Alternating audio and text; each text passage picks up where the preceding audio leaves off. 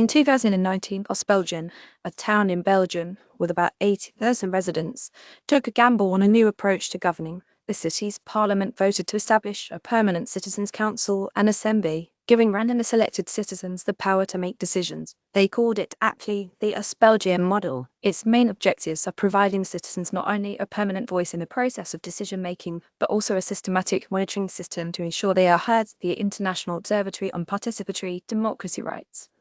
Ultimately, the project seeks to increase accountability and reinvigorate the agenda-setting power of common citizens. A meeting in Ostbelgien, photo courtesy of Burgerdialogue in Ostbelgien, now about 6 years into the experiment, which was created with the express purpose of increasing trust in government. Participants say it's working.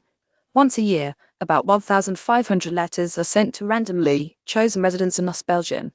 Recipients indicate their interest or deny the opportunity. Of those who express interest, about 30 are chosen to become members of the Citizens' Assembly. From there, the newly formed assembly meets once a week for about 2 months, with each participant receiving a stipend of €135 or €135 per day. They are assigned a topic of concern and have in-depth discussions about how the government should proceed, with an appointed moderator present to help move things along. Their recommendations to the Parliament are not binding, but lawmakers are required to consider them. If we want citizens to have more confidence in politicians, we, as politicians, had to give more confidence to the citizens, Oliver Parsh, the Minister-President of Ostbelgien, told the New York Times. Many of the recommendations presented by the Assembly have been more than just considered. Ostbelgien Town Hall. Christian, Charlie Ostbelgien.eu. Over the years, the Assembly has helped ease eligibility requirements for low-income housing, introduce funding to encourage young people to pursue jobs in nursing to combat shortages in the field, and enacted a ban on cell phones in middle and high schools. While the power of the Citizens' Assembly is limited to areas like education, housing, and social services, divisive topics like immigration remain confined to the federal government in Brussels. It puts power back in the hands of citizens, a core function of a working democracy.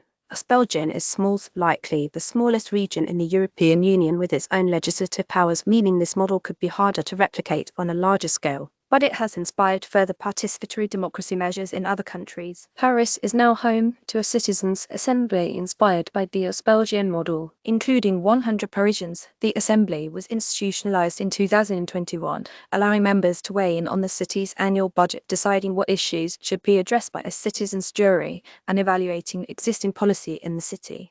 The first cohort introduced a citizen bill on homelessness, which expands emergency housing, extends social services to people under the age of 25, and provides further recommendations for policy to help combat housing insecurity. The politicians were very impressed by the capacity of the citizens. Lilian Bellon, the General Secretary of the Paris Citizens' Assembly, told Democracy Next. It's important for the administration to be able to observe from the corner of their eyes the work being done by citizens, because they question, can citizens really do better than them on a subject that they have worked on for many years?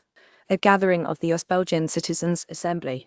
Photo courtesy of Burgerdialogue in Ostbelgien. Groups organizing around participatory democracy aim to close growing divides, restore trust in government as a whole, and actually get stuff done. Ostbelgien, and even a city as large as Paris, is proof it can work. As trust between citizens and government is faltering, these new institutions embody the potential of democratic renewal. Claudia C.H. Wallace, one of the architects of the Ostbelgien model, writes, "We need more citizens to demand this change as well, to imagine and fight for another kind of democratic future.